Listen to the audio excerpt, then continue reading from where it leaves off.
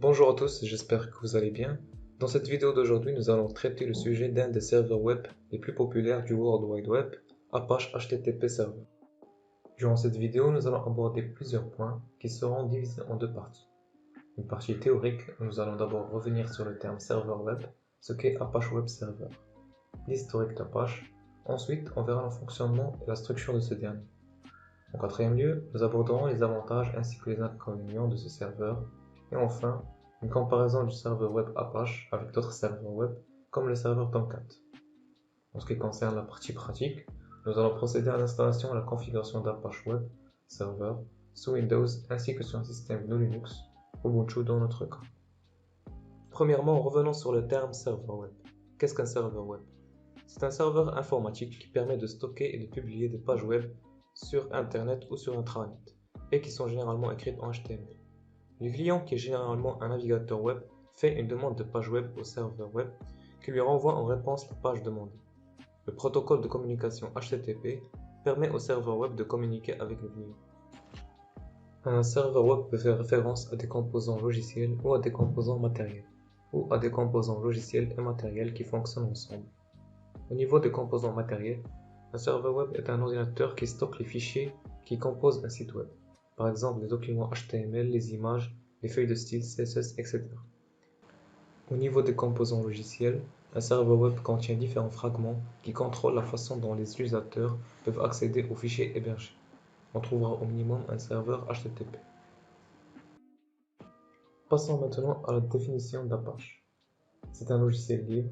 Apache HTTP Server est un serveur HTTP créé et maintenu au sein de la fondation Apache. Jusqu'en avril 2019, ce fut le serveur HTTP le plus populaire du World Wide Web. Il est distribué selon les termes de la licence Apache. Apache fonctionne principalement sur les systèmes d'exploitation Unix, dont Linux, Solaris, BSD et Unix, ainsi que sur les systèmes d'exploitation Windows.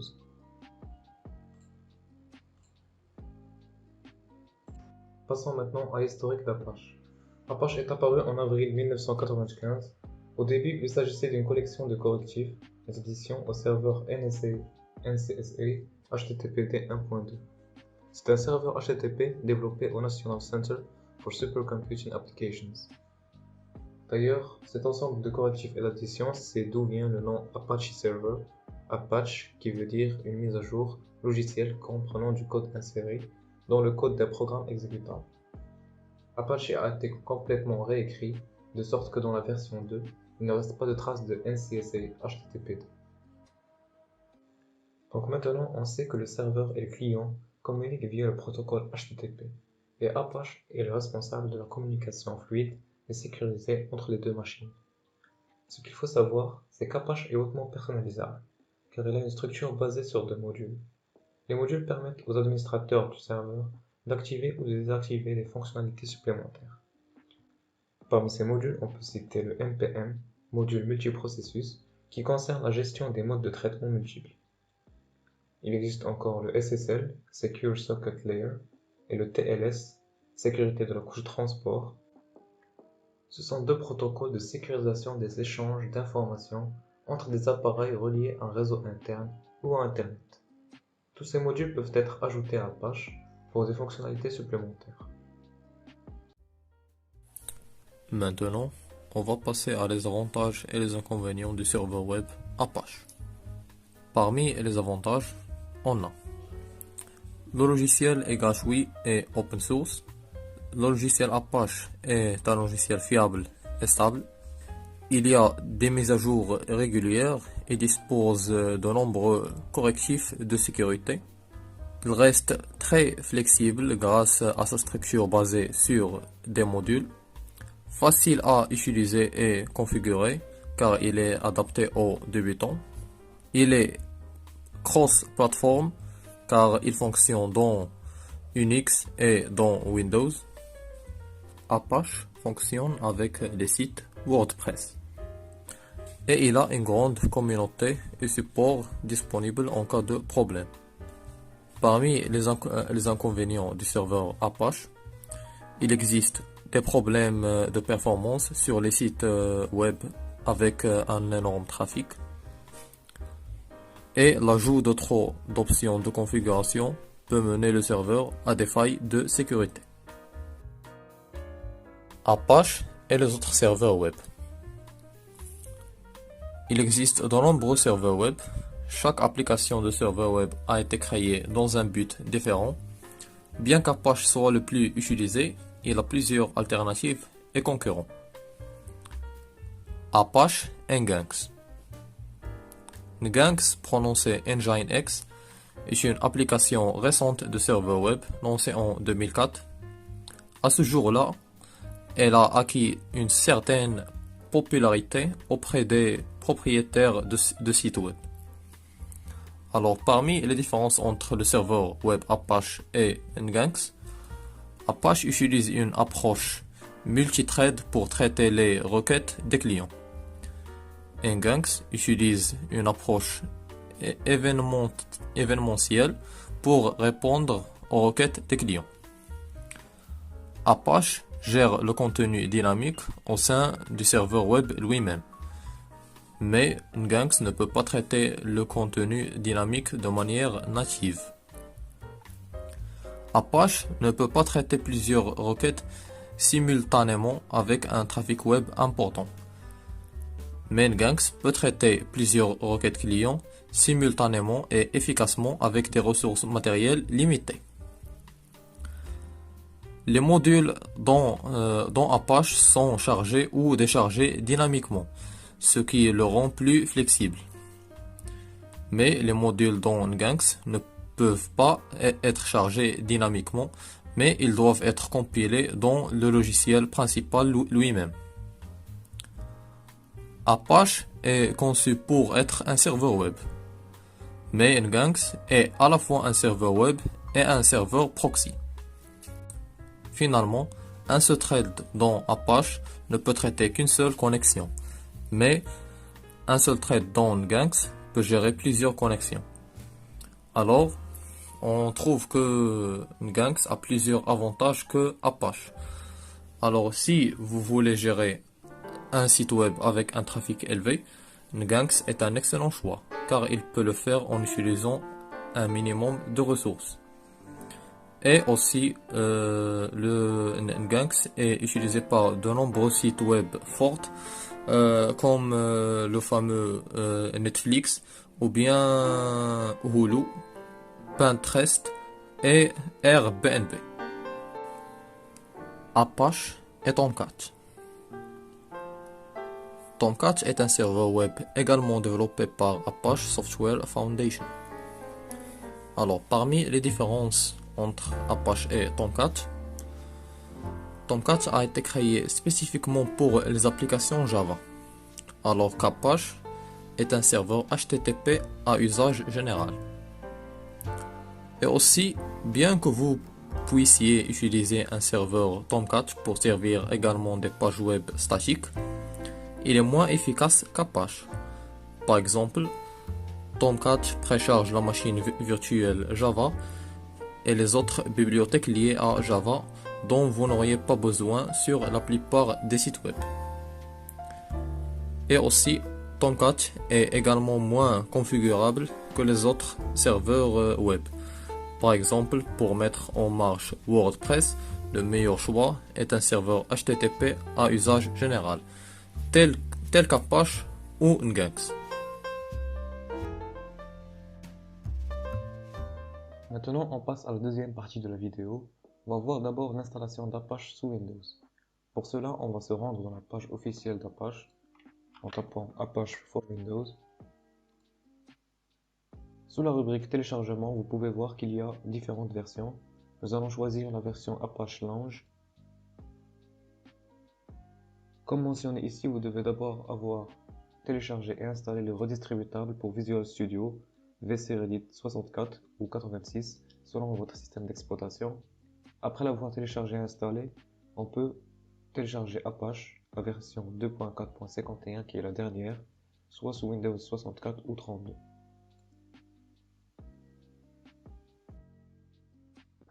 Après avoir téléchargé le fichier, nous allons l'extraire.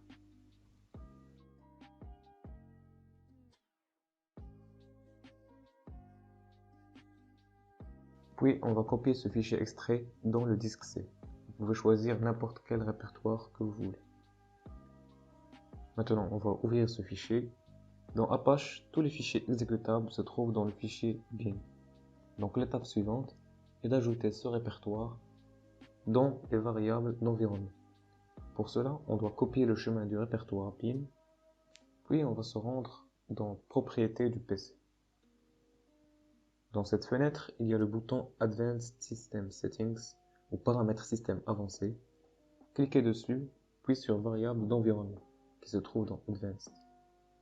Dans la partie Système Variable, appuyez sur la variable Path, puis sur Modifier. Nous allons créer une nouvelle entrée et nous allons ajouter le chemin du répertoire bin. On va enregistrer toutes ces modifications, puis on ferme ces fenêtres. Maintenant, pour installer Apache Service, nous avons besoin d'un interpréteur de commande avec les privilèges d'administrateur. Il y a plusieurs moyens de faire cela. L'une des méthodes est de faire un clic droit sur le bouton Windows et sélectionner Windows PowerShell, mode administrateur. Puis dans cette fenêtre, tapez CMD, puis Entrée. Cela va ouvrir l'interpréteur de commande à l'intérieur du PowerShell. Tapez Path, puis Entrée. Cette commande va afficher tout le répertoire présent dans la variable Path. Si tout a bien été effectué, vous allez voir le chemin du répertoire bin.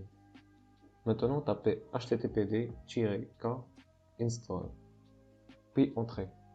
Cela va installer Apache Service. Maintenant, vous allez devoir autoriser l'accès à Apache HTTP Server. Une fois terminé, nous allons ouvrir le gestionnaire des tâches. Et dans la partie Service, vous allez voir Apache Service. On peut le démarrer en faisant clic droit ou par commande. C'est ce que l'on va faire avec la commande httpd-k start. Si le démarrage du service échoue, vérifiez si vous n'avez pas d'autres applications qui utilisent le port HTTP, port 80. Comme vous pouvez le remarquer ici, Apache Service a bien été lancé. Dans le navigateur, accédons maintenant au localhost pour voir la page par défaut. Ça marche. Cette page se trouve dans le répertoire htdocs, dans le répertoire Apache. Ouvrons le fichier HTML qui se trouve à l'intérieur et essayons de faire une modification.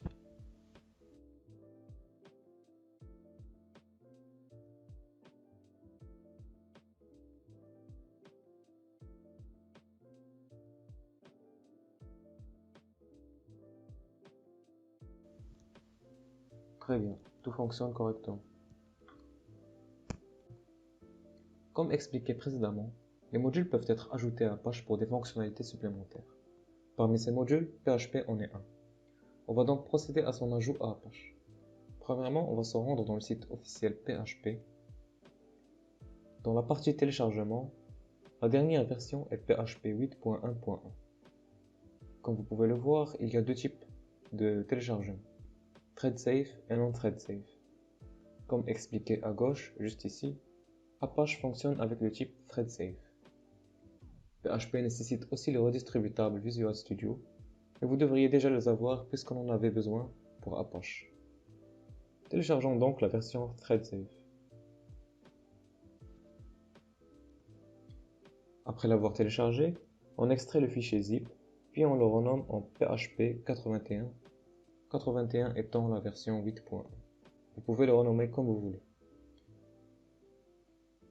Une fois renommé, on peut copier ce fichier et le mettre dans le répertoire où se trouve le répertoire Apache. Pour ma part, c'est dans le disque C. Ensuite, comme pour le répertoire bin d'Apache, nous devons ajouter le chemin du répertoire PHP 81 aux variables d'environnement. Allons encore une fois dans Propriétés du PC, dans Paramètres système avancés, puis Variables d'environnement. Modifions la variable Path en ajoutant le chemin du répertoire PHP. Et enfin, on enregistre ces modifications. On peut maintenant vérifier cette modification en ouvrant l'interpréteur de commande et en tapant Path. Effectivement, on peut voir le nouveau chemin juste ici. On peut aussi vérifier si PHP a été téléchargé correctement en tapant php-v pour afficher la version. Il est désormais temps de configurer Apache. Ouvrez le fichier Apache et allez au fichier conf. À l'intérieur, vous trouverez le fichier de configuration httpd.conf. Ouvrez-le et allez à la fin. Comme j'ai dit, PHP est utilisé comme un module. Donc chargeons ce module avec load module espace php underscore module. Et entre guillemets, on va mettre le chemin du module PHP. C'est un fichier DLL qui se trouve dans le fichier PHP. Allons le chercher. Le voici. Si vous ne le trouvez pas, c'est que vous avez téléchargé les versions non-trade. Copions donc le chemin de ce fichier DLL et mettons-le ici. Maintenant, on doit ajouter un file handler qui sert à lire les fichiers PHP. Tapez add handler espace application /x-httpd-php suivi de l'extension du fichier, soit .php. Enfin, on ajoute le chemin du fichier de configuration PHP, php.ini. Généralement, c'est le répertoire PHP lui-même. Pour cela, on écrit php ini dir et entre guillemets le chemin du répertoire PHP que nous avons renommé PHP 81. Dans le répertoire PHP, il existe deux fichiers de configuration. php.ini-développement et php.ini-production. Copiez le fichier de développement et renommez-le en php.ini. Maintenant, on va tester la configuration. On enregistre toutes ces modifications qu'on a effectuées dans le fichier de configuration httpd.conf et ouvrons l'interpréteur de commande. On va utiliser la commande httpd-t. Cette commande va vérifier le fichier de configuration et s'il y a une erreur, elle sera affichée. Comme marqué ici, le serveur name n'est pas présent. Corrigeons cette erreur en allant au fichier de configuration encore une fois. Cherchons le serveur name qui devrait normalement être le nom du domaine. Mais on va mettre localhost et on enlève le commentaire. Enregistrons et testons encore une fois cette modification. Si tout fonctionne, ça va afficher syntaxe OK. La configuration est accomplie. Relançons maintenant Apache Server.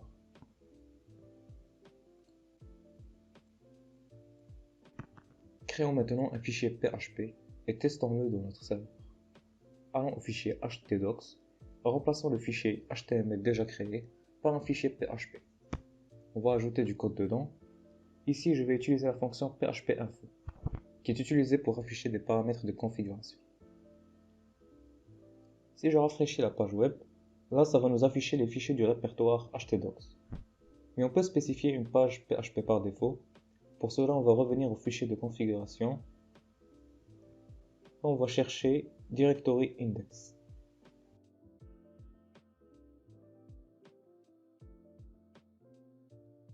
On peut lister plusieurs fichiers dans directory index. Ajoutons donc index.php.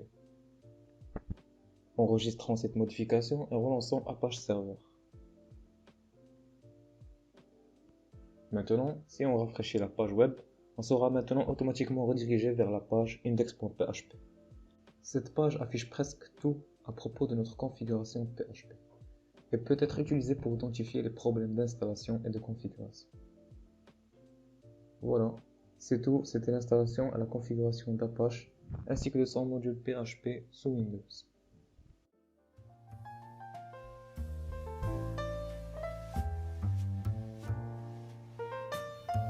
Maintenant, on va passer à l'installation du serveur web Apache dans le système d'exploitation GNU Linux. Alors, j'utilise la distribution Ubuntu version 20.1.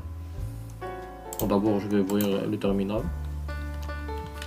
Je vais faire un mise à jour des paquets en utilisant la commande sudo apt-get update.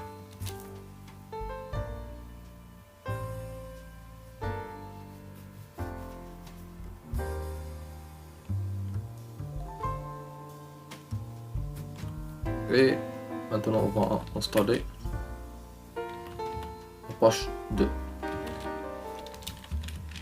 en utilisant la commande sudo apt-get install Apache 2.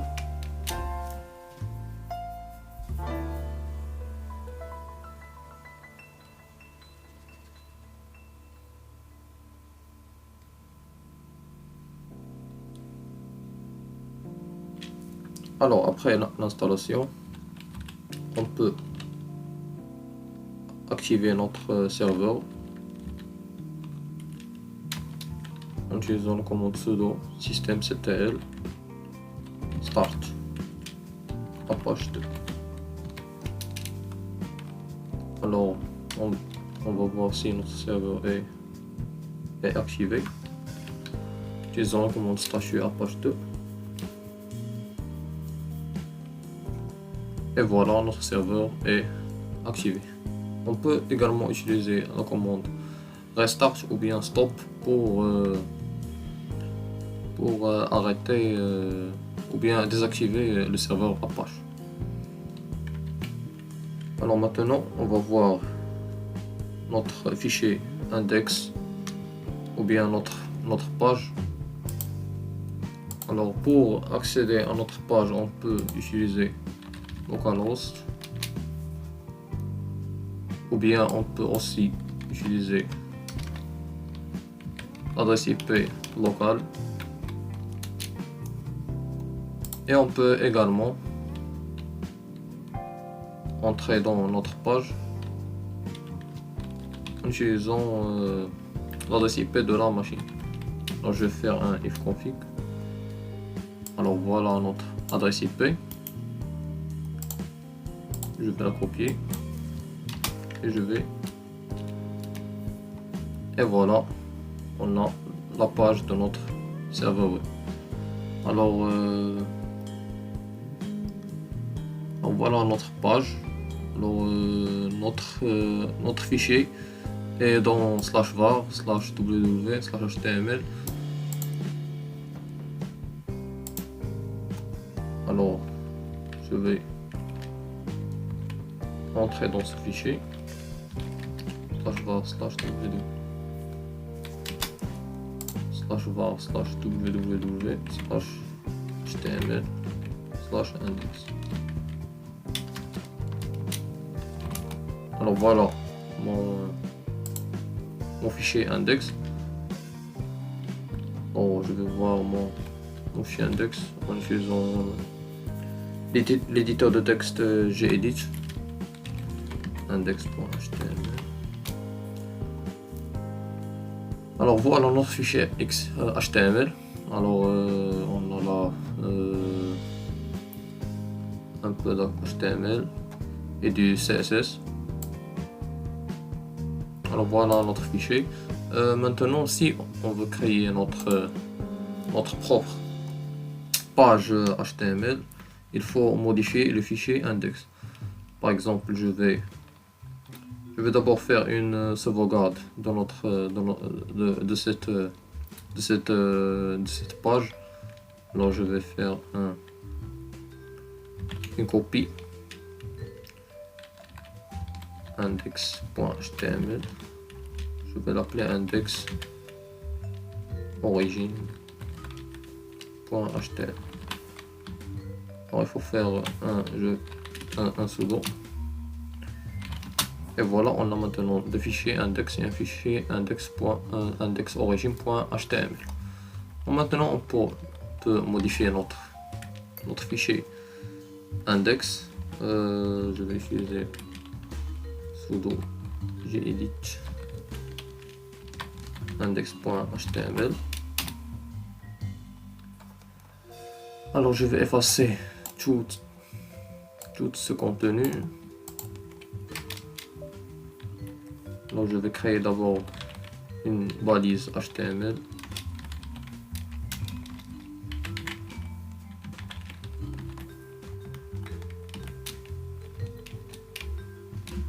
Après je vais faire une balise help.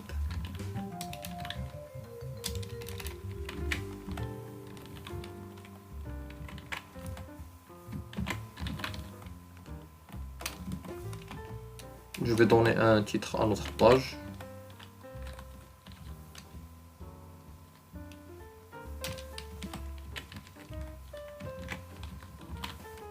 Je vais l'appeler par exemple serveur Apache.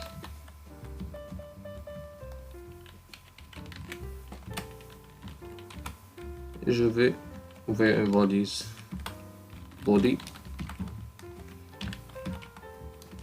Je vais écrire un petit message. Alors,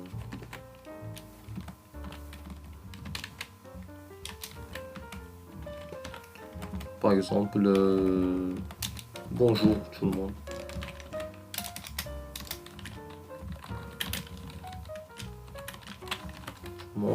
Je vais enregistrer mon fichier. Je vais quitter. Donc maintenant, si j'entre dans ma page web, alors je vais trouver bonjour tout le monde. Alors maintenant, vous pouvez créer votre propre page web en utilisant le serveur web Apache 2. Il existe plusieurs modules pour Apache. Parmi ces modules, on a le PHP. Maintenant, je vais vous montrer comment installer PHP. Alors, je vais ouvrir mon terminal. Alors, pour installer le package PHP, on va utiliser la commande sudo apt-get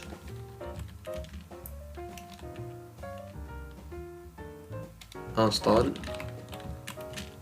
php lib apache 2-mode php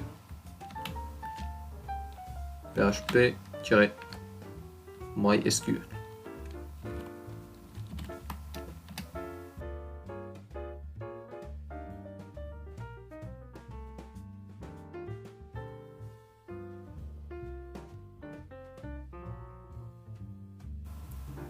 Une fois l'installation du package est terminée, nous pouvons tester PHP en ligne de commande. Utilisons php-version.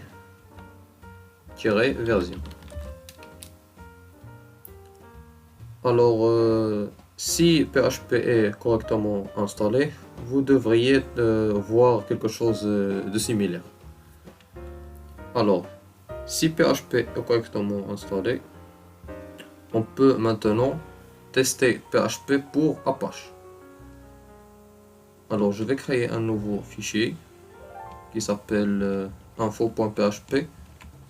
Utilisons la commande sudo.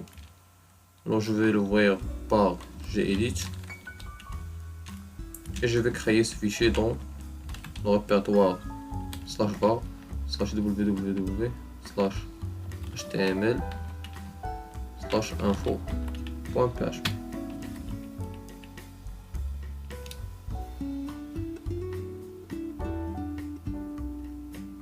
Alors après ouvrir ce fichier, on peut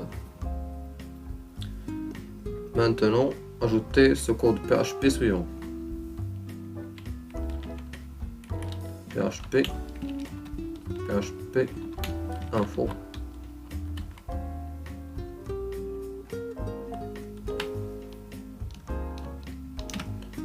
Et voilà, je vais enregistrer ce fichier. Après, je vais accéder à ce fichier en utilisant mon navigateur. Alors, je ne connais pas mon adresse IP, alors je vais voir mon adresse IP. Alors voilà mon adresse IP, je vais la copier. Et alors je vais accéder à ce fichier qu'on a créé, info.php.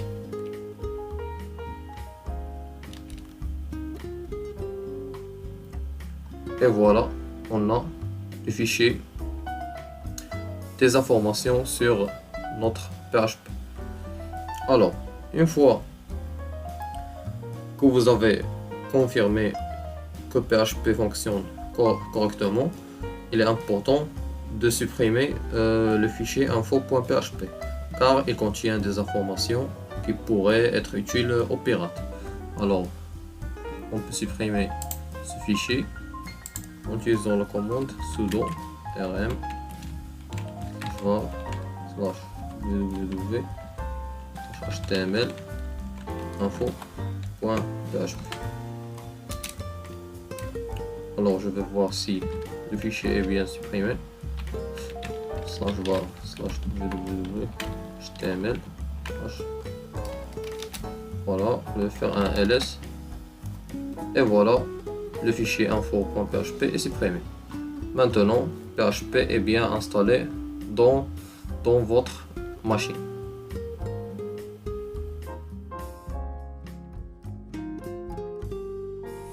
Le serveur web Apache reste l'un des serveurs les plus utilisés actuellement et fonctionne parfaitement avec de nombreux hébergements mutualisés. Il vous permet de gérer un site web sécurisé sans trop de problèmes et c'est le choix le plus fréquent des solopreneurs et des petites entreprises qui veulent une présence sur le web. J'espère que vous connaissez maintenant comment créer votre page web en utilisant Apache. Merci pour regarder et bonne journée.